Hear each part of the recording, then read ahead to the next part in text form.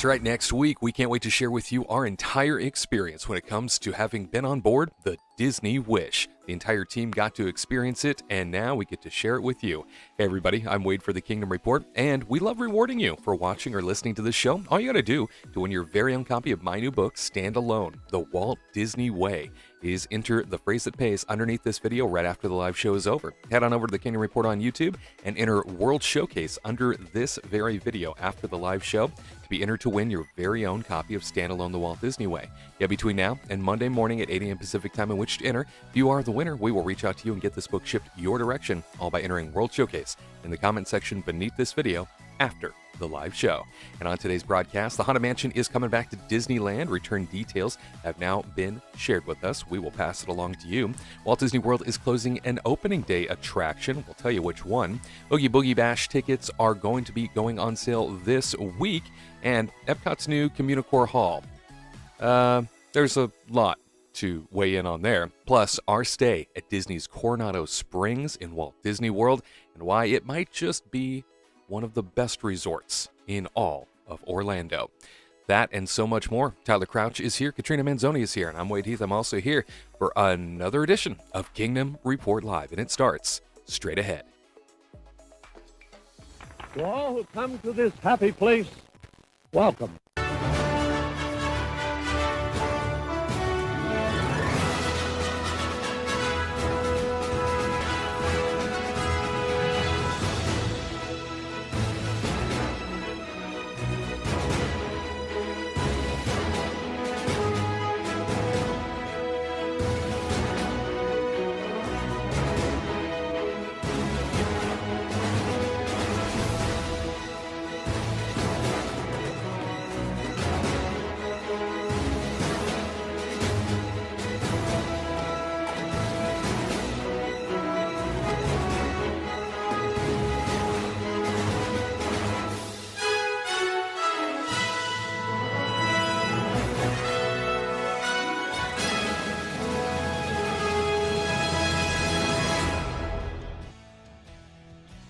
And we're back for another edition of Kingdom Report Live with that live look outside at the Disneyland Resort. And here we are at the Warner Brothers Studios Media District in beautiful Burbank, California, where all the magic exists and all of the fun happens to happen. Hello, everybody. I'm Wade Heath. So glad you could be with us. So glad we could be hanging out with you once again. Yeah, it has been a while, hasn't it? You know why it's been a while?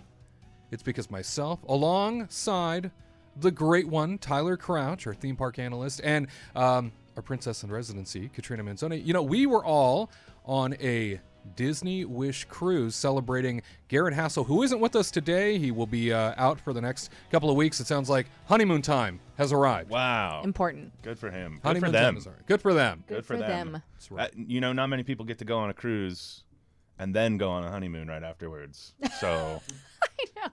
that's right pretty up. amazing, you know. Wrap it together. 1A and 1B. Yes. Just like that. Absolutely. Well, we want to say a big congratulations once again to our own Garrett Hassel, who did get married on that Disney Wish.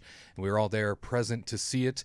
We even captured a few images for you to see firsthand of the big day. There was something spectacular there in that atrium on the Disney Wish. And we'll call it magic. That's what we'll call it, as Garrett was preparing for the big day and getting pinned with his flower, waiting to see his blushing handsome. bride. That's right. There he is, all prepped and ready. Quite the character there. I love him. I can't help but love him. It was amazing to have shut down the character. atrium there on the Disney Wish, the castle at sea, as they call it. Lots of crowds decided to descend upon the Disney Wish. Everybody wanted to balcony see by Garrett. balcony. They're like, oh my God, is that Garrett Is from that the Garrett? Kingdom Report? Is that Kingdom Report Gary Hassel? They couldn't wait to say hello. That's why they all lined up, as you can see. And his blushing bride Look at there her. on the balcony, waving.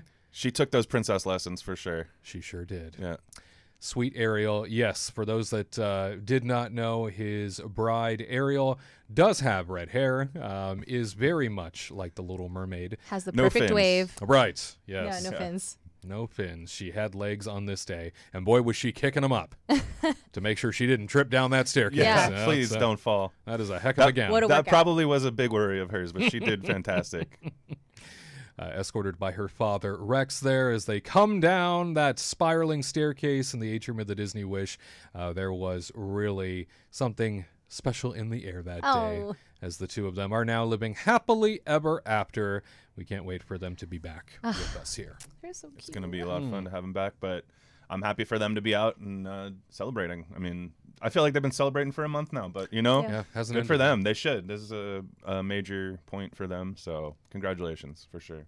Huzzah! Yes. Yay. Huzzah! That too. Kiddos. Yeah. And as we mentioned at the top of the broadcast in promo form, and the hat that I am wearing here from Castaway Key tells you everything you need to know. The next week, we are going to start talking about our experience on the Disney Wish. We're going to take it apart piece by piece. It may surprise you, some of our reactions. It is a ship that might be the newest. That doesn't always mean the best. That's what Ooh. we'll hold you over with. Stay tuned. Yeah, there's a lot to talk about there. But before we get into the rest of the show, as always, it is time to make a toast. So grab a cup of something great, grab a mug of something magical, and we are going to toast something here today. Katrina, you have the honors. It's my turn. It is your turn. It's my turn. What are we Okay. toasting? I'm going to be a little selfish. So I just wanted to cheers us, honestly, Oh. because I had a blast with all of you guys on the trip. I thought it was really fun to kind of just be out into the world and just be on Into a the fun world. Disney cruise, run into you, and then we're just like chit-chatting, catching up, and then it was just fun and It's just refreshing. You know what I mean? Like we see each other, but then this was just like fun because we're like in another state, in another country, in fact. Right. So Yes, we did go to another country. On it's a, true. On a foreign island, even. That's Whoa. true. Yes. Yeah. So that was really fun, and I liked it, and I just wanted to cheers us because it was just a really fun time. Oh. Yeah. Well, cheers to us. Cheers then. to us. Cheers yeah, to us. cheers. Here, here. Well deserved, us. Yeah. And we're back now, so cheers for that Yeah. too. Yeah, thank you all for hanging on as you did while we were away. Happy to come back not only with lots to talk about, but also much news to cover. And that is why we have gathered up all the stories from the past week. It's time for the Disney News Review. Disney News Review time, taking a look at some of the biggest stories from across the Walt Disney Company in the past week. Fox 11 reporting Disneyland's popular Oogie Boogie Bash, a Disney Halloween party returning to California Adventure on August the 23rd. The bash will offer 27 event dates this year, adding 2 extra nights of spooky fun for kids and grown-ups alike. Ticket prices for the after-hour party range depending on the date that you choose. Tickets do start at $134 for August dates and range from $154 to $169 in September and October during peak spooky season. At its most expensive, you're looking at $169 to $189 per ticket. Now, the tickets do go on sale this coming week. In fact, for Inspire Magic Key holders, there are a limited amount of tickets available for pre-sale starting June the 25th. All Magic Key holders, a limited amount of tickets are available for you for pre-sale June the 26th. And general public admission tickets for this party go on sale June the 27th. KTLA reports Disneyland visitors will once again be able to meet the grim, grinning ghosts as they come out to socialize this Halloween season, but a traditional standby queue will not be offered. Disneyland's Haunted Mansion Holiday will reopen with a virtual queue as crews continue to work on an expanded outdoor queue and new store, the theme park resort announced this past week. Construction began in January with the new additions expected to build on the story and lore of the Haunted Mansion. The expansion will be a welcome addition for guests since the walkways in New Orleans Square, where the Haunted Mansion ride is located, can become quite congested. The Halloween season at the Disneyland Resort begins August 23rd. SFK.com reports last week Disney World announced it would be permanently closing the Frontierland Shootin' Arcade, an attraction that's been in the Magic Kingdom since it opened in 1971. The old-fashioned shooting game allows guests to wield fake rifles at Old West-themed targets. In 1984, the rifle's lead pellets were replaced by infrared lights that prompted special effects with each hit of the Tombstone, Arizona scenery. It's a rare Disney attraction that once charged an additional fee to play. The fee was removed in 2021, but there's rarely a long wait to take a turn. The Shootin' Arcade is slated to become a lounge for members of the Disney Vacation Club, the company's timeshare program. This will be the first DVC lounge in the Magic Kingdom. The location is tucked between the Frontier Trading Post and the Diamond Horseshoe Restaurant. The last day for Magic Kingdom's Shootin' Arcade is June 23rd. The Orlando Sentinel reports 2 California-based Disney employees are suing the company, alleging misrepresentation of a project that led them to follow work to Orlando just to move back 2 years later when the project failed.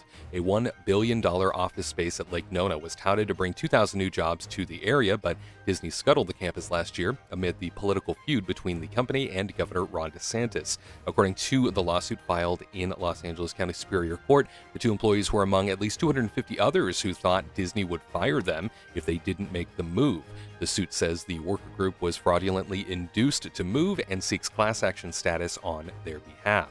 Initially, Disney sought to move to Central Florida to take advantage of the lower cost of living and state tax credits available. According to the complaint, a senior leader at Disney apologized to the impacted employees at a meeting last month, saying the situation was a mistake on Disney's part. And another big story in the past week at Disney Parks, specifically at Epcot, was the unveiling of the Communicore Hall and the Communicore Plaza complex. That was something that I think took a lot of people by surprise, as this was the last leg of Epcot's reimagination. And we all know what we were promised, right? We know that there was, well, something much grander that was supposed to be in that space.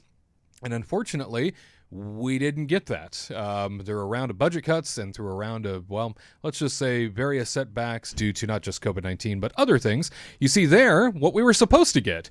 A very spectacular festival center that was multi-level and looked to have a lot of magic on top of it. And can I just say in this concept art, if you look in the background, is that a fountain I see that we were supposed to get? Is that a fountain back there? That is a fountain. Sure looks like it. That is a fountainous fountain. Unless there was like a pipe breaking. I don't know. In the concept art. Wow. Well, we all know what we were supposed to get. And what we ended up with, well, was this hall. So there's that. So grand. This is part of a bigger complex, of course. Now, there is another side to this building. That other side happens to be where you can meet Mickey and friends. It's a character meet and greet area. Now, that, I guess, is by comparison something that existed before, sort of in that area. So we're not necessarily losing anything in that regard. There's also on the front end of that building a window where you can get festival eats or eats from around Epcot that they have specialized there at that festival center. And then there is a stage. That stage right outside of that hall that you just saw is meant to be, I guess, the new festival center area where they have various entertainment acts and then kind of an open green space on top of it. But I wanted to reference what the vice president of Epcot said about this sort of crown moment of it's all over, right? The Epcot transformation has come to a close with Communicore Hall being open. She had this to say. She said, back when we were, to borrow a phrase from Spaceship Earth, inventing the future of Epcot, we knew we needed something in the center of the park that could be many things. A place for guests to relax, a dynamic space to anchor our Epcot festivals, and everything in between. That new space, is Communicore Hall. If you can dream it, Communicore Hall can do it. The future of this gathering and event space is limited only by the boundaries of imagination. We're all about the magic of possibilities here at Epcot, and our imaginations are pretty spectacular. Communicore Hall will invite guests inside and bring the center of the park to life seasonally as an ever-changing hall to highlight art, live music, food, and more. Close quote. Tyler, after nearly half a decade, the reimagining of Epcot has come to an end. Your thoughts on the fruits of that labor? Well, I feel like they did a good job overall. But for 5 years, for almost 5 years, that's a little wild, to me, how long that took. Basically, we got a nice little park type area in the center of the entrance of Epcot there, which I think is beautiful. I like it. It's very calming. It's a pleasant place to be. I think it's as long as it's not as long you have to forget you're in Florida though when you want to relax there. but I think it's nice. I just think for how long it took, it just feels so lacking, I guess, for in that when I look at it from that angle. And I know a lot of people are hating on Communicore, and I feel like I'm kind of the one person who's I kind of get it, I think, as long as they take advantage of what they say they're going to. Like, if you look in the ceiling there, you can see all the moving headlights, and you can see that they're prepared to make this space do something. I think the weirdest thing is that they unveiled it with nothing in it. Right. Yeah.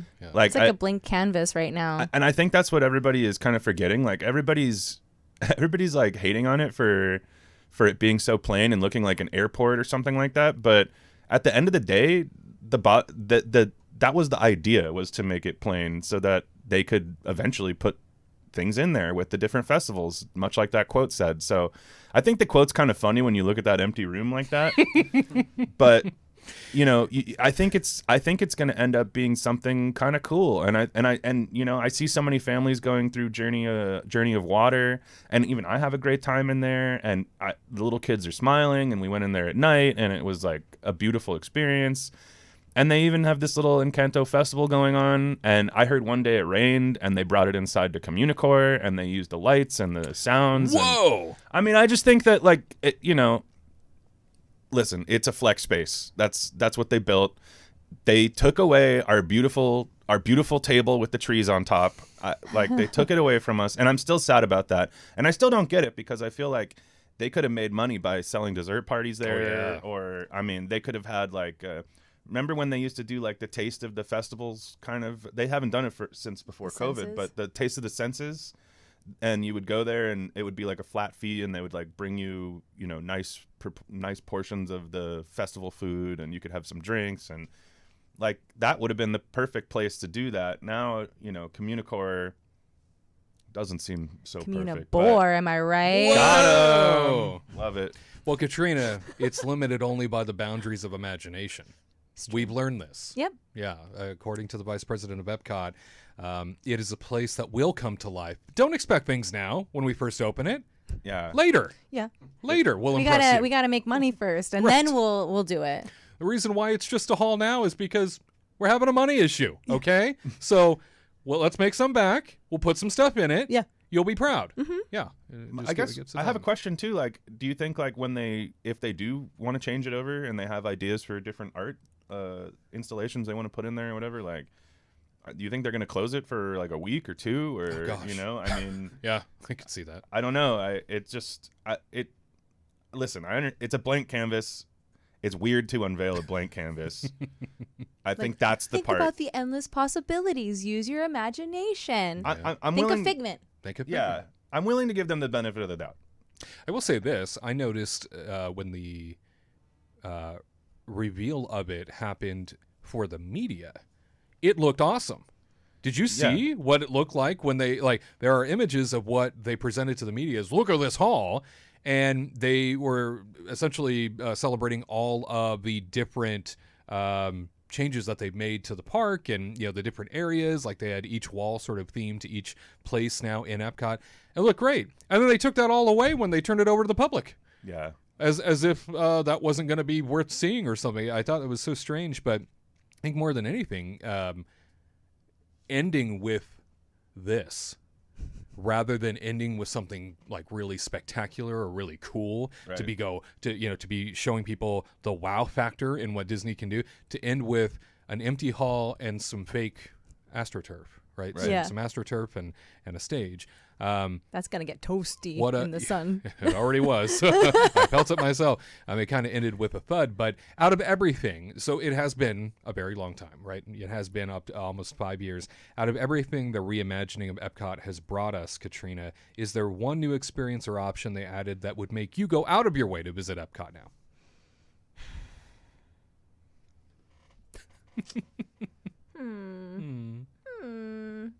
Well, no. Not really. I don't really think. I mean, I go.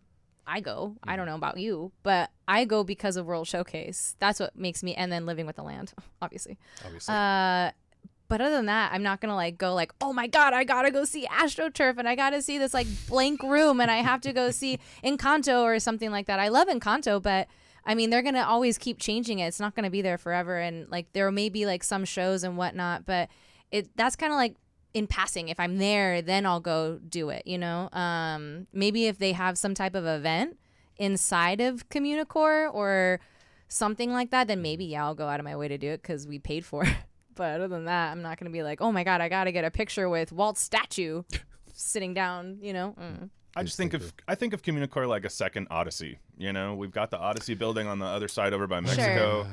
And like Communicore is just like Odyssey 2.0. Like We'll go for the food. It's really what it is. Go for the food. I think at the end of the day, though, like when you really boil it down, they ended up cutting so many things from this Epcot transformation that I think that's why it feels like such a letdown to so many people, because they had all these huge promises, and now we have like Journey of Water and Communicore and the nice little park. Yeah. And these are things for passing by, that, not you know, I mean, going. Yeah. Well, let's not forget too that Guardians of the Galaxy is a part of this, even though it's retrofitting a space that was already there. So I always feel like when you move something into a space that already existed, you're not really growing. You know, you're just occupying you're just taking up the space and changing that was it. there. However, Remy's Ratatouille Adventure, that's a nice plus. In addition to, you know, I guess this expansion is that, you know, France got bigger, which is nice. True. I always like World Showcase pavilions growing. And I think also offering a ride option just in general, more capacity, more ride experience at a place like Epcot is so helpful, especially for kids. You think about Epcot, if you're under a certain age, that can be a pretty hard park for certain age groups to it really was when enjoy. I was young, Yeah, it's more educational. Like I find so much value in it now as an adult, but I think back, you know, it's like, man, if I went there when I was 10, I don't think I would. I think I'd be mad most of the day. I think I'd be frustrated most of the day. So I like the fact that over the course of time, they've added more things for kids to do specifically, which is great. But yeah, to end with sort of this thud, you know, I saw it myself in person as they opened it up, and I kept looking around thinking, am I missing something here? Like, was there... What are we doing? You know, like, what is this? And I walked through to the other side, and I thought, what? Why did this part take the longest out of everything? Like, why? Like, this is a box. You know, they built a box. You know, and there's some killer AC. That's the best part of it, was the air conditioning. But yeah, a little disappointing to say the least that Epcot kind of ended its transformation on this note. It's disappointing. I can see that room being used for, like, during Food and Wine for tasting events and all these other things, and they can just redo it. It's just like a banquet hall, you know, it's just a blank canvas, and then they'll just slowly add stuff in. But that's like a waste of money in a way.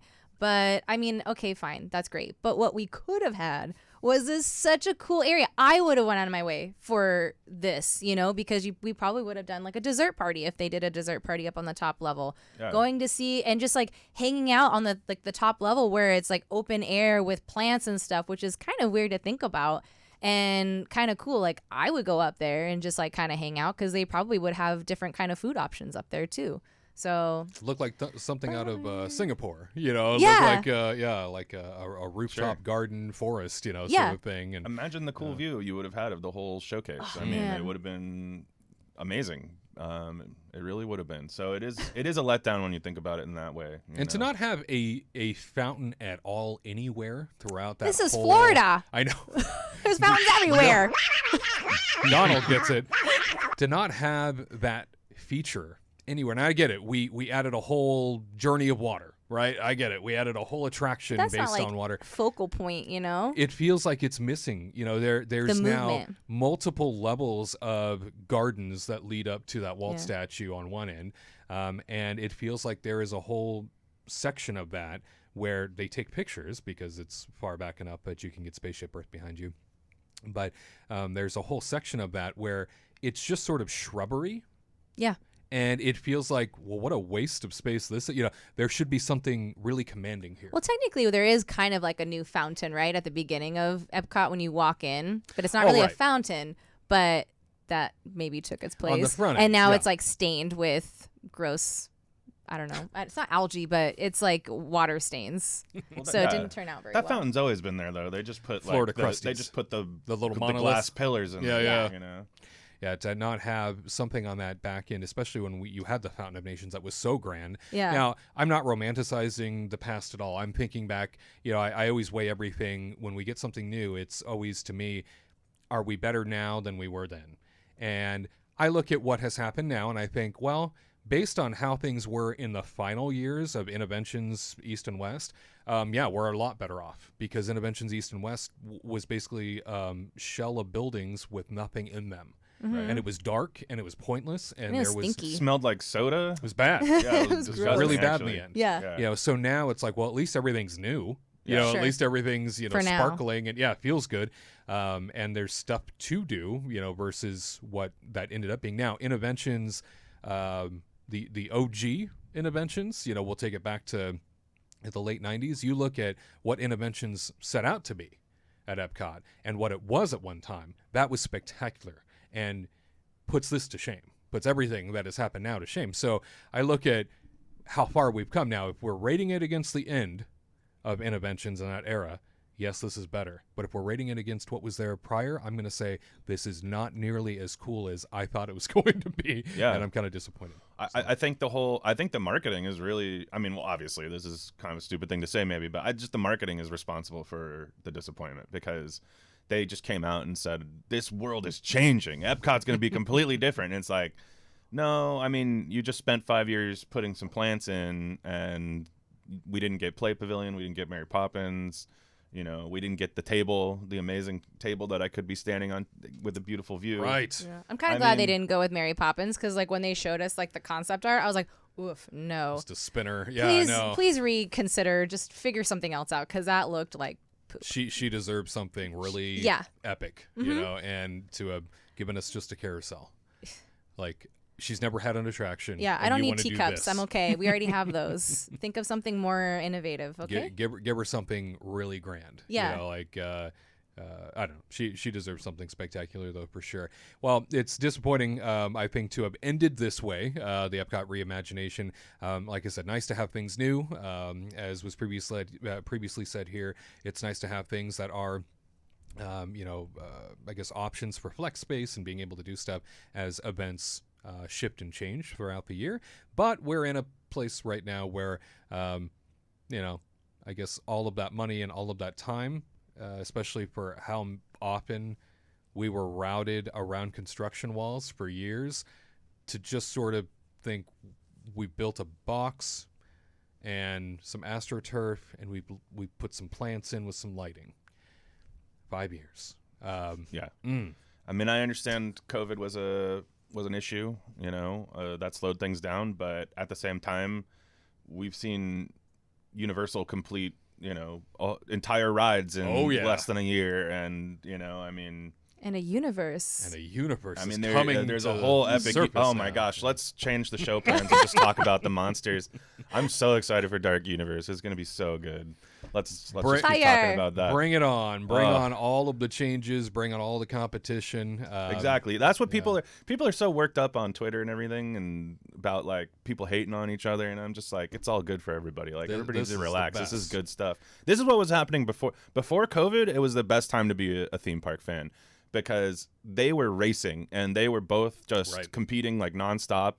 Then things really slowed down. It took a while. We're finally getting off the ground again, but it's gonna be good. I'm excited.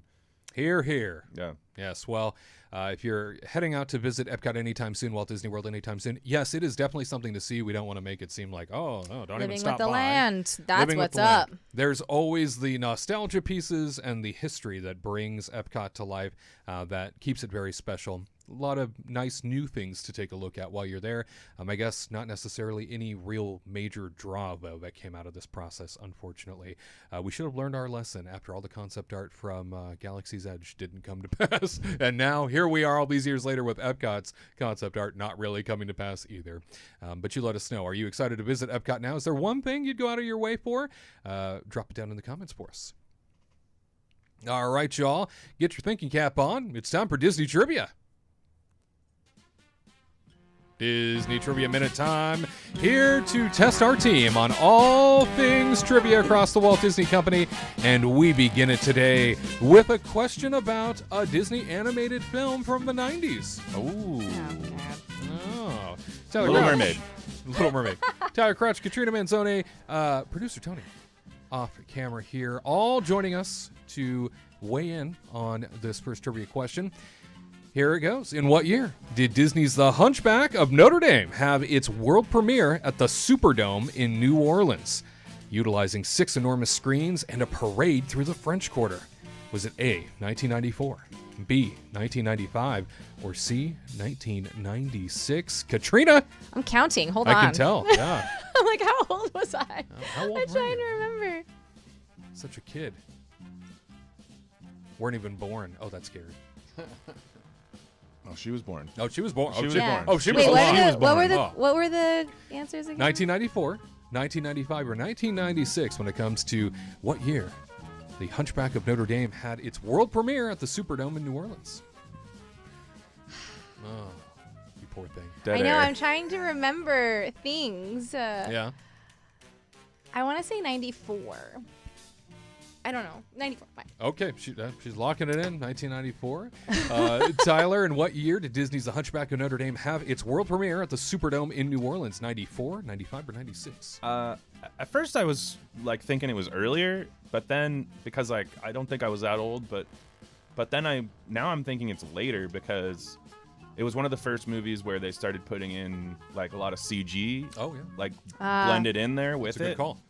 And so I'm thinking 96 to be honest with you, because I remember them being so excited about their crowd tech because they just had like a huge crowd of people out there by the church, and I remember them just being like, we did the best thing we've ever done. I remember So- going and I like went up. I was like a young kid and I thought I was so smart and I thought I would go up an escalator when it was going down, Yeah. and I like scraped my knee right before the movie. Oh, my okay. gosh. Or right Yeah. after the movie or Oh, something. I okay. forgot what was happening, but I was like playing on the escalator in downtown LA and like forgot what theater. And I was like, look at me, Mom. And I think it was after the movie. And then I like scraped my whole knee and I'm like, That's what you remember from the whole thing. that's what I remember. So I'm like, how old was I when that happened? Don't worry, my leg's fine. I'm gonna say 1996. 1996. That sounds good to me. Because also it feels too close to 2000. But I'm gonna go with it. 96. We got 94, 96. Producer Tony, in what year did Disney's The Hunchback of Notre Dame have its world premiere at the Superdome in New Orleans? 94, 95, or 96? Well, I was 27. Oh. Wow. So I do remember it was around when I was in college that movie came out. So I'm going to say 96 also. Whoa. Yes. Listen to this guy. All right. So we have two 96s, one 1994. The answer to in what year did Disney's The Hunchback of Notre Dame have its world premiere at the Superdome in New Orleans is C, 1996. Yeah. Way to go, you two. I feel like I was too old for that, but okay. Katrina, did the escalator also cause you to hit your head? Probably. Probably. Did Yeah. you get your Crocs stuck in the escalator? They didn't exist yet. They didn't exist. Oh. Wah, Okay. wah. That's You're- all right. Okay, that's fine.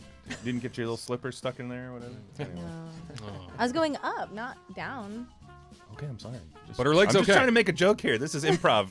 Come Yes, on, and. Tyler. Yes, and. That was a terrible moment for her. Way to make fun of it. God. Gosh. I was like really triggered.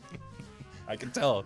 Even That's when I all go she on could- escalators she's like, till this day, I have panic attacks. She's like, the first thing she thought of is I got destroyed on an escalator when she thought of Hunchback of Notre Dame. Ask her what the movie Listen, even is. it was She can't tell you. Hunchback of Notre Dame. I was excited because I got one of those like little thingies because I think it was made by, I think Disney was putting it on and we got invited or something because our friend was in the movie industry and they gave us like a cool, what is it called, lithograph Oh yeah. thing. yeah. And I was so excited. And Did that get scraped up in the fall? no, because my mom was thank holding goodness. it. Thank Oh. goodness. Because you know, parents, Mom, hold this. Leave it to your mom. And then I went quiet for 2 minutes, and then I vanished to the escalator. And then she's like, Katrina, and I was like, Mom, look at me. I'm bleeding everywhere. Kids. Mom, We saw it at El Capitan. I remember that. we gonna see this movie? Mom, I'm dying over I'm here. bleeding. I'm bleeding everywhere. I'm bleeding out, Mom. Gosh. We have another trivia question for you. In what year did the motorboat cruise located on the border of Fantasyland and Tomorrowland at Disneyland close permanently because it opened in June 1957? So when did the motorboat cruise located on the border of Fantasyland and Tomorrowland close permanently? Was it A, 1991, B, 1993, or C, also 1996? You might recall For those of you that visited Disneyland in the 80s and perhaps early 90s there, that there was this attraction over there by It's a Small World. Now, you can still visit the platform. It's basically got tables behind a turkey leg shack, and it's all guardrailed off, but it used to be a place where you could jump on little motorboats and take off. So, Katrina, when did this close? 91, 93, or 96? I don't know. I don't really remember this at all in my life, so I'm gonna say 91. 91. Yeah, I don't know. Feels like a good I don't year. think I've ever seen it in my life. Maybe I did, and I just don't remember because I was a baby. Maybe that's what it was. Yeah, I'm a baby. Was there any escalators at Disneyland you were going on? No, I don't No, think they okay. existed then. Did Remember they? there- Escalators weren't invented yet at that They point? didn't, I don't think they were like in Disney. I think there was land. one that went up to Space Mountain. Mountain, right? That Yeah. existed. Or was that a You ramp? really think That I might have been ride a ramp. Space Mountain? I don't know. That might have been a ramp. Yeah, you were too young to ride Space Mountain at that point. Yeah, I was like, and I Screaming. probably wouldn't have done it because I couldn't even do Peter Pan when I was a kid Oh, because you of the bet. dark. the Star Kid. No, the Star Kid didn't have one See? either. No, That was a ramp too. Maybe the Disneyland Hotel maybe. up to the top, like where the banquet halls are and Convention stuff. Center, yeah. That's a Would good, I go there when I was a kid? No. No. That's a good trivia question for next week. Yeah. True or false? Were there escalators in Disneyland? In the 90s. In the 90s. Early 90s. That's right. All right, so going with 1991. Yeah. Very good. Tyler, the motorboat cruise located on the border of Fantasyland and Tomorrowland in Disneyland. When did it close permanently? Was it 91, 93, or 96? I am torn on this one as well. I don't think it's 91. I'll say that. But it might be 93. Sure.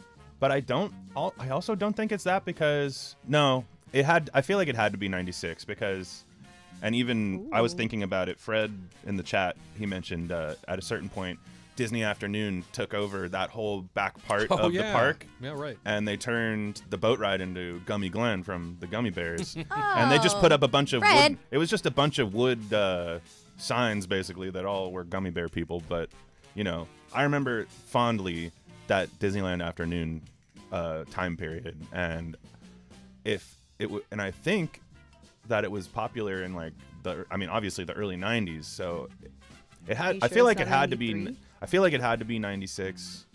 Because unless it closed right after that Gummy Glen stuff, I feel like. But Gummy I'm gonna go Glen. with 96. But that does feel kind of wild. It feels too late. But I'm just gonna go with it again. It happened. That's what happened with Hunchback. So All right. I'm going with He's pulling 96. a Katrina over here. I see that. Wow. Yeah. Yeah. Very good. 96. There it is, 91 and 96. Producer Tony, Motorboat Cruise. It closed when? 91, 93, or 96 at Disneyland? Well, I remember riding it in the 70s because my grandpa took me on it. How old are you? My God. I'm old. You don't look You like look so it young. at You don't all. get. You Thank people you. don't get to If see. you But know, So youthful. he is absolutely beautiful specimen. Aw, so you guys never tell me Which that. is why you'll never see him. Yeah. Wade never says that to me. But I didn't even know it closed. So I'm gonna say 93 because that's just nobody said Sure. it yet. Why not? B. Right. One of us is gonna get it right. Yeah, that's Exactly. true. That's a very smart move. Well, the answer to win the motorboat cruise located on the border of Fantasyland and Tomorrowland officially closed at Disneyland is Tony got it right. B 1993. Oh, dang. Wow. Tyler, Good you job. were Thank thinking you.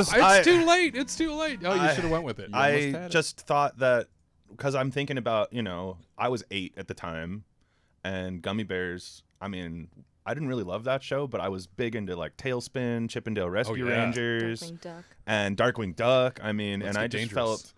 I just felt that it must have been a little later than that, but no, I was wrong. Yeah. Well, I was like between 91 and 93 because I was like, I don't know, but 93 sounds like kind of late because I feel like I would remember it at that point.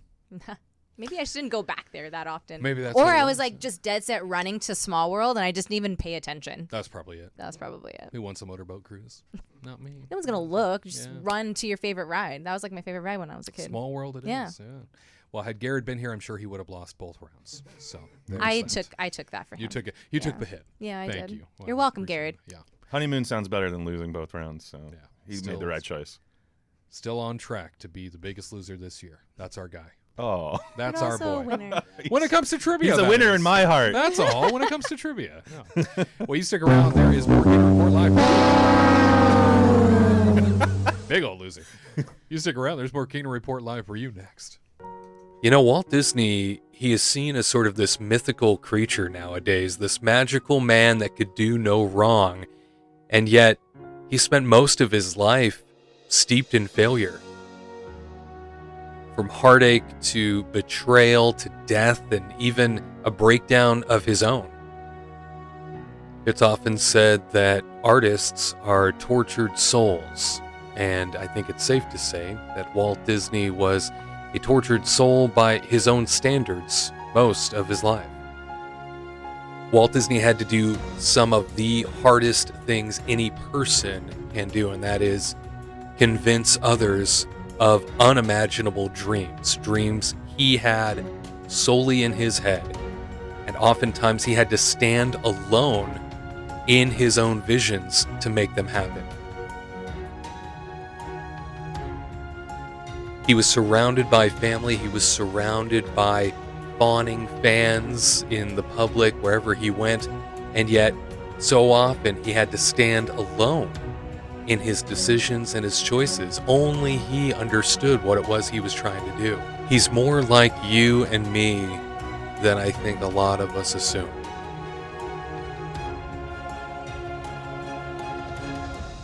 Stand Alone, The Walt Disney Way.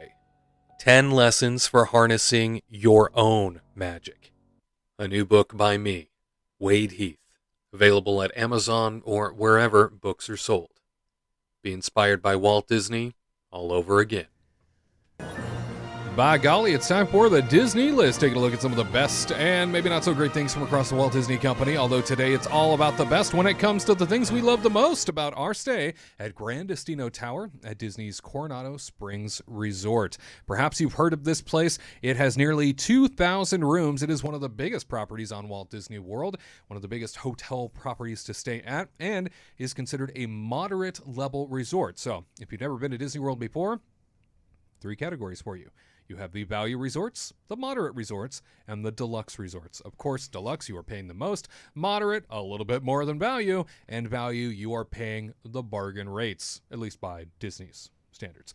So a little over, or very close, I should say, 2,000 rooms. In 2019, they built the Grand Destino Tower, the new tower that is now a main prominent feature when you drive on in to Coronado Springs for the first time. It is a space that is pretty spectacular and is kind of the focal point of the entire resort now that sits around a massive lagoon. So I'm here with Tyler Crouch and Katrina Manzone. All 3 of us had the pleasure of staying at this fine resort within the last couple weeks. It's our go-to. It's like our favorite place. You both talked me into staying here. In fact, you both said not only should you stay here, you should add on some things and really experience all that they have to offer. So I went through with that. I said, I will do it. You guys came in No regrets. No regrets. You guys came in about a week ahead of me. I came in and I stayed a week after. Yeah. So we kind of had this unique time frame that we both experienced things in. But let's take a look at the arrival and the lobby experience. When it comes to especially Grand Destino Tower, it is still sparkling new. It is still a really spectacular space, and it is one that stands out because it's huge by comparison of everything else in that region of Florida. Definitely true. Not many towers out there. No, and I love it during Christmas too because they'll put bells on the bottom too, and so it just makes it even more beautiful. They change the color of the lights. It's so pretty. Red and green. Yeah, they do it. They go for it. When you think about arriving to this property, you know, 1, what do you think about the location of where this property sits? And then 2, the lobby. The lobby, obviously, in this space, in this tower, completely new concept from what the lobby used to look like as part of Coronado Springs. Your first impressions of, say, the location, the lobby, Katrina? So the location's actually pretty decent from where, I guess, like Epcot and Hollywood Studios are. So that's why we go here and stay here because it's easier. It's easy to drive, like when we have a car, so we can just easily park, walk up to the hotel, and then we can drive to Epcot and we can drive to Hollywood Studios really easily through here. It's like a 5-minute drive, if that.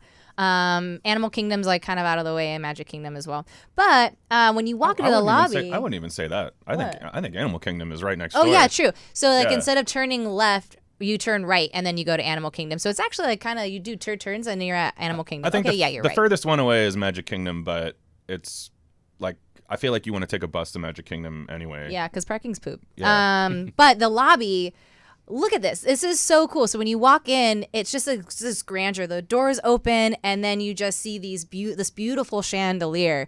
And then you see like out into the other side of the resort, and it's just this big fountain, you know, because Florida has fountains except for Epcot.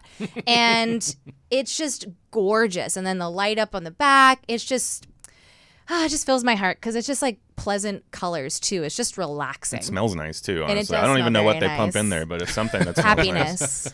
But I mean, the whole lobby too is based on the relationship that Walt Disney had with Salvador Dali, which they started working on a short together. I don't think it ever got released until fairly recently. But it's wild. If you go upstairs to the bar, there's the Dahlia Lounge upstairs. Usually one of the TVs is playing that short on repeat, and man, somebody was on some drugs when they, you know, I mean, straight up. But you know, it really does have all these nice curves and colors, and Look at that fountain. look at that fountain out there. I mean, come on. I didn't lie. And That's a good fountain over there. they've got some, you know, Florida knows fountains, but Epcot doesn't, I guess. Right. But look at this. There's a bar downstairs here, and the whole 2-level lobby, right? Yeah, So 2-level lobby. The bar downstairs, they have little snacks in the morning and stuff too, so you can go there and get your coffee when you wake up, and it's a really welcoming environment, I'll say. That's how I feel about it every time I come in. There's that bar you were mentioning, the Barcelona Lounge. Definitely a resort that seems to be geared towards business people. This is considered the convention resort. It has the most amount of convention space of all the Disney properties. And it's also themed, you know, in addition to what Tyler was mentioning, the theme of the resort is American Colonial Spanish and Southwestern American. The hotel is categorized in that capacity of, you know, sort of the Spanish notes, you know, all throughout. So it's really fascinating, especially when you look at the rest of the property, which we'll take a look at here as an expanse. The property is quite large. So if you are not staying in the tower, you do have a hike. It is a property that not just do you have nearly 2,000 rooms, but as we take a look out from the tower here, you do see kind of the rock work for Hollywood Studios and Star Wars Galaxy's Edge. You'll see Tower of Terror as well over here. That's the blue building for Rock and Roller Coaster. So a commanding view from the tower itself into Hollywood Studios and then Epcot off to the side. And then on the backside of that tower, looking in at the resort, you have really expansive walkways into multiple sections where you can stay. So they have themed areas that you can stay in all throughout this property. There's an internal bus system here that you have to take to get around to these various locations. And then, of course, the dig site pool. When you think about this property as a whole, as like a resort experience, staying at a full-scale resort, what stands out to you the most, Katrina? I mean, I think how expansive it is. I mean, there's a lot of dining options. You can go for a walk. There's areas to go to the pool. It's kind of, because some resorts don't really have everything, right? You kind of have a small little pool, maybe like a dining or quick service or whatever. But this is like, if you really love to go for like nature walks or something like that, you can definitely just go around and just keep walking. You have the 3 bridges that kind of connect everybody in the center. And then it's just like a nice, I don't know, it's just like a relaxing, cool vibe. It kind of has everything. There's you always know? white sand beaches there. Yeah, it just, you can definitely just spend like a whole day here and not regret it. Be like, I want a hotel day. There's definitely a lot of families that I see out there just hanging out on the grass that's right behind the hotel, and just like they'll set up games for people, and I see them set up like movie screens so that you can have like a movie night out there on the grass if you'd like to, and it just has this really nice sense of like, I just feel like everybody's relaxed when I'm there. Like it really does feel that way, whereas like No some hustle other and bustle. some other hotels, you know, you don't really feel that way necessarily. Even like the Mercado, which is the food court that they have there, it never feels that crazy. And so it's a really nice place. I don't know what else to say. And I feel like one day they're going to realize it shouldn't be a moderate resort anymore. Stop. Shh. And It's too good. It's too nice. Well, we do have some video clips of the food and dining beverage options here. So You know, many. when you first arrive, there is a hallway from the tower that leads all the way down to what used to be the old lobby. In fact, Panchitos here, the store, kind of the general store of the property, and then a convention restaurant hallway that leads you to all of the dining options. There's the El Mercado that you were mentioning, the massive food court that they have here at Coronado Springs. Something that I don't think is shown in this video. Just behind this food court, there is a restaurant, a Mexican restaurant by the name of Maya Grill. And then, of course, Rick's Sports Bar and Grill here just in front of the Mercado food court. This is more of a relaxed but table service vibe. So that's something also, as you guys were just mentioning. And then Three Bridges, I keep Yeah, of forgetting. course, yeah. That restaurant there out on the water. This property, as a moderate, it has options that no other moderate has. No, Yeah. it's like you have, and then you also have a dining in Gran Destino upstairs. You have a beautiful lounge upstairs at Toledo, and then you have Dahlia Lounge that's connected. So if you want like a finer dining, you go to Toledo, and it's like Spanish fare food, and then you can just go to the bar. It's just, you got everything there. You know what I mean? Like you can really, if you really want to eat all day, and you just want to relax by the pool, that's where you go. You got it. You know, and Yeah. I wish we kind of did that, to be honest. I mean, yeah, we should someday. We've actually never really relaxed by the pool. I mean, I've been there, but we have a pool at home. You know, we're lucky enough for that. And it's just when we go to Disney World, we want to do the things that we can only do at Disney World. I feel course. like, but I mean, speaking of Three Bridges too, though, it's like that also, thank goodness they built that place, because the bridges are so useful at connecting how large the space is that we were talking about as well. So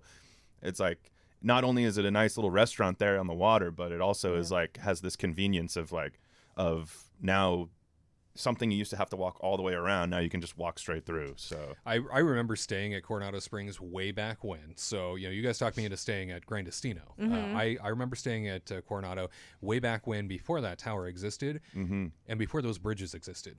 It was hard. I don't know how they expect. That was a nightmare trying Yeah. to get around this. But this property is so massive. it in really scope. is. And on a hot day in particular, trying to get back to, your drink refill station, there at the front Yeah. of the resort. What a That was hike. like walking through a desert. It was like walking through a nightmarish scenario just trying to get back. Of course, you can take the bus system around, but you do have to wait. Yeah, and there that's is a like wait that is attached probably to a it. waste of time at that point. You can just like book it Yeah. and walk, And I think something else that I had mentioned a little bit earlier, while this is very much a hotel geared towards convention business people, on the flip side of that, feels like there's a really great, I don't notice them so much. I don't know about you guys. I don't really Yeah, no. notice the business people all that much. I think they No. keep them kind of. I think honestly, the business people are mostly probably staying in the outside buildings and probably not in the tower as much. I'm guessing, because you're right. I don't really see them there as much. But also, the convention spaces are kind of like away from. Tucked away, Yeah, yeah. it's off to the side. So, and there's like a whole nother parking lot over there. So if they're just there for the conventions or whatever, they go park over there. They're not really taking parking from too many of the hotel guests, and it's kind of you're right. It doesn't feel like there's ever like, what is going on there? Why are all these people walking around with lanyards and ties on? Yeah. But there's just something about it every time I go there that it just makes me feel relaxed. I don't know. And you were even talking about the views before. We're about to get to the rooms. I don't know. Maybe we should step into that one. But Yeah, because take a look. because the views are incredible on both sides, like Wade was saying. And so we've stayed at Disney hotels before too, where you get there and you look out the window and like we've literally have like a roof, like or like we had one or none. Yeah, we had one hotel where the windows were literally whited out. Yeah. We my were like, gosh. oh, look. It was whoop, at and it was white out. I was like, oh. It Oh, was thank yacht. you. It was at Club.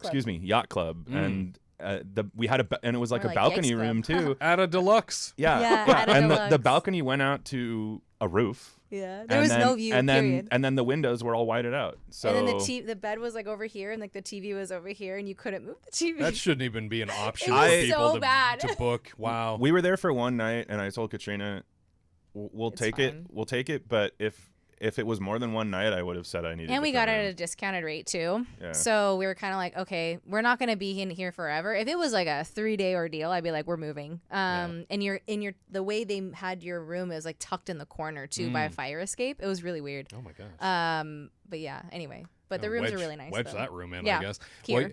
You know, At Grand Casino. so I should say, it sounds like both of us also had the great fortune of being bumped up in Yes. category when it came to our rooms. I think, now I ended up staying over the course of a much longer stretch of time than the two of you stayed. So I came back to this property at one point after having left.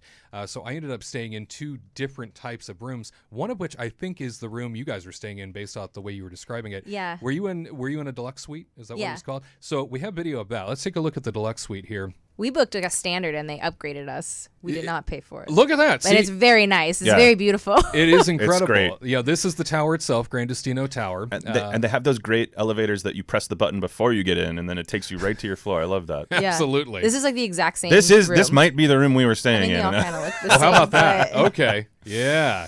So talk about this room a little bit. Your experience in this, what they call the deluxe suite. I mean, it's just you walk in. There's a bathroom right to the left, so you have like a half half bath right there for guests or whoever, if you got somebody stinky living with you.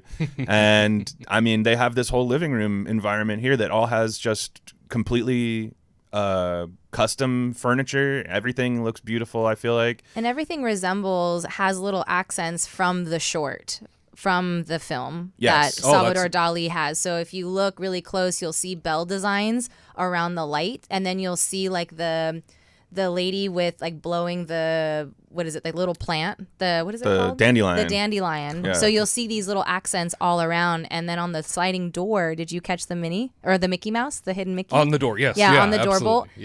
Yep. So there's like little accents, which this is the Disney stuff that I love, you Yeah. know, because it's not easy. It's not wallpaper. You know, They they weave it added these in. beautiful accents that are like these beautiful light fixtures. Those tiles, And, yeah, the and tiles. and the countertop. I mean, it's It's just so tastefully done. Yeah. It's so Yeah. beautiful. This is what, I mean, unfortunately, like this is like what a deluxe resort should be. Absolutely. And not for a moderate, right? Absolutely. But this is absolutely gorgeous. And the showers are always crazy too. And if you get some of the 1-bedrooms on the other side of the building, you were on the parking lot side in that one. On the other side of the building where the water is, some of those 1-bedrooms have a window into the bathroom, which at first is like, oh, I don't want people looking at me. What's going on? But they white out the whole bottom of it so you can still see over the top. And there's just something about getting that like sunlight coming in when you're taking a nice like morning shower. Oh, yeah. And the bathroom other itself. things. He's tall enough. He can have I a mean- view as he showers. And then me, I'm like tippy toe to see if I see anything besides clouds. I'll spot it. I wake up in the morning. Usually I wake up before her, so I'll wake up and I'll kind of like walk into the bathroom, look out the window, see what's going on out there, and then the like weather's take a like. nice hot shower and there's something so soothing about that bathroom of all places. I don't know that they really outdid themselves with the tower rooms. Even we've stayed in the standards before. They're definitely And they're still beautiful. They're definitely smaller, obviously, but the bathroom is still a decent size, and they have a couch in there, and it's not a fold-out couch in the standards, but it's every room in that tower is nice. My sister has stayed in one of the back rooms before, on the back side of the property. That room was not as nice, I will be honest. Because that's the Coronado Springs side, Yeah, the Coronado Springs side is not Grandestino. It has the same themes and everything, but the thing is that the rooms were built so long ago, so even though they've redecorated them and redone them, they're still kind of a little bit smaller in a lot of cases. So the bathroom will be, you'll have a bathroom, you'll have a toilet with a shower in one little closet, and then the 2 sinks are kind of in the bedroom. Very motel style. I will say, though, still far more upscale than most moderates at the Disney World. Oh, Resort, 100%. too. Yeah, So 100%. something to consider, because they are still catering to more of a business class. So they're trying to offer more amenities that a business person might need. Yeah. Which all throughout this property, the amount of USB ports, the amount Oh my of gosh, plugins, so the amount many. of, they want you to be able to work anywhere. They want you to be able to be, convenience everywhere. Let's take a look at my room. So I had the 1-bedroom master suite. This thing is huge. It's so big. Yeah, we've never been in this room. We were not invited to see this. I did. I think we were invited. I think we were. You thought I had the same room I thought you did. Yeah. Oh. I was We like, were I have room invited. to entertain. You is should what have been I like, said. no, sir. Yeah, come on up. I wish we did see it. To be honest, Look at this. We could have had a incredible. party in here. Look, I have a bar. Look at Look at that. this. Like, I mean, isn't that yeah. cool? I have no idea why I got bumped to this, but I am incredibly grateful. Oh, there's Yeah. even a TV in the bar. I know. And then we did stay concierge level, like club level. So I mean, I think you're lucky because there was like one nighter, because a lot of people stay for so Sure. long, and Yeah. so that was nice for you, like that you're able Yeah. to like get bumped to this and I've an got an espresso machine. Yeah. Yeah, we did not get the He Nespresso was talking about an machine espresso, either. and I was like, I don't have an espresso machine. What kind of room Look is at he this in? espresso machine. Yeah, the place was gigantic. It also had 2 bathrooms, and it had a major walk-in area. All of the silverware that you could use, all of the Look at cutlery, this. plates. I mean, the place had. I mean, you are there to entertain in a room like Yeah. this. That's for sure. And I did invite Placemats. people over when I came back. That night, I invited some people over and entertained. That's for sure. This being the bedroom, obviously. Look, I have a fainting couch. I know. Did you faint in it? You're like, I can't believe this happened to I me. walked in, I looked out that window, and I collapsed on the couch. I said, "Could it ever happen again? This is such a dream." And I gotta say too, that shelf right there, I actually love those shelves It's in the really rooms. They're nice. so convenient. One of the things I hate about like when I go on vacation is I never unpack because it's like, oh, my suitcase is the same thing as putting it in a chest, right? But something about just having everything out on the shelf and open and easy to get to, it makes me want to unpack. Completely agree. And I don't know what that is. I guess it's just because it's open? just open and I can see it, I guess, Yeah. and so it makes me want to put Easily stuff there. accessible. Yeah. Yeah, and You like can wipe it down if you need to before. Look at those Mickey accents. on Yeah, the- isn't this? It's just the little touches, And the bathroom was huge too. There was like a makeup this. area even here off to the side, and I noticed something between the deluxe suite and then this one. The amount of offerings that came by way of additional extras within the bathroom really Yes. blew me away. I was not expecting to have all the extras in the Oh bathroom. yeah, You you have had different bottles. shampoo bottles. did. Oh, you have tile they're not on the floor. wall. Yeah. I had like I had shaving kits, and I had all kinds of goodies and extras, and I don't know what that screen is, but all kinds of goodies and extras and things that were attached to it. So the rooms themselves were incredible. Yes. I have stayed in a standard, and I did end up towards the end of my trip also staying a standard in the tower. They're so cavernous, they're so large. Everything is new and fresh, and that view was the view that we saw earlier on here of the interior of the property. I was on the other side of the tower, and that was the view I had. Was looking out from that 15th floor down onto everything that was spectacular beneath me, Isn't and it the beautiful? lagoon and everything. So you mentioned, Katrina, we were a part of the concierge, the Kronos Club, as they call it. So these two talked me into doing concierge at this hotel. Now, something you also need to be aware of, moderate resorts don't have concierge except this one. This is the one standout, and the concierge club here was specifically built for this hotel tower, whereas all the rest, apparently, shoehorned in later. Right? They were Makes created sense. after the fact. So we do have some video of the concierge and exactly what that looks like. This place is very special. My face and lights up when I think about it. they took incredible care of me during my stay, even after the two of you left. Share with me, when it comes to your experience as part of concierge, first of all, what got you doing it? And second of all, what keeps you doing it, being concierge? I think when we tried it once, it was more of like we've done a couple club levels around the resorts, and then when they opened this one, we just wanted to try it, right? We like heard about it and we just wanted to try it, and then kind of what keeps us coming back is the people who work there. They're the best. I mean, there was a manager who used to work there, and they made it feel so personal, because they would talk to you by name. They would recognize you when you would walk in and ask about your day and what you're doing. And kind of when you come back at night, they ask you either the next morning or later that day how everything was. And then now there was like a new manager that came in, and it was like mom and dad type of thing. And it was Aaron and Alexis, and Aaron was amazing. And then Alexis took over, and she still is amazing, and just like upkeeps this like beautiful family atmosphere. So my heart is just so full. And then everybody that works there too. All of the cast members that work there just make it feel so personal.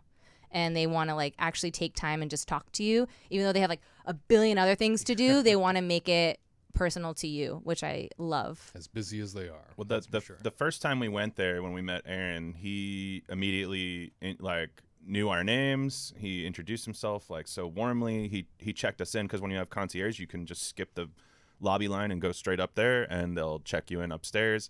So he checked us in. Huge perk there. Yeah, Checked it's in, so nice. Yeah, away from front desk. And just all the things he wanted to help us with immediately. Like, he gave us a welcome gift. I mean, he made us feel so good. And then, I mean, just a couple little stories too. Like, there was one time where I emailed him and I told him I was coming, but he wasn't able to see my email. He was on vacation. And then I got to the resort that day. I scanned my band at the security, and all of a sudden, like a few minutes later, he called me on my cell phone. Oh my gosh. And he was like, "You're here." And I was like, "Yeah, I'm here." And he's like, "I didn't know you were coming." And he was like, "I'm getting you a room ready right now." And like, he expedited the whole process. It was incredible. And he's given gifts for a friend's birthday. And oh my gosh. It's just been so many amazing things that I feel like we're looking at all of the food and the amenities that you have here now. All the extras. These are great, but what really, like Katrina was saying, just makes this place excel are the people there. And even now that Aaron is gone, like Katrina was saying, Alexis is amazing, and she has been just keeping that going too. And it's one of those things where you feel like you're seeing your family again when you come back. And it's fun to like when you come back, because like sometimes I feel like, oh, they're not gonna remember me. Like, I remember them because they made my day. And then when we go back, it's like they go, how are you? It's been like forever. And I'm like, what? You remember me? And then so that's how we kind of made friends with a lot of them. We would come back and we would just always look forward to like seeing them. And we love mimosas, and like we only want like a spritz of orange pretty much in it. And there were people like we would just barely sit down for breakfast and they would just already have it there. No, like you don't even have to ask. I have a gluten allergy, so there was always a person that would work there, and she already was like, toast, and I was like, yes please. Or so it was just kind of like they're ready and they're on it.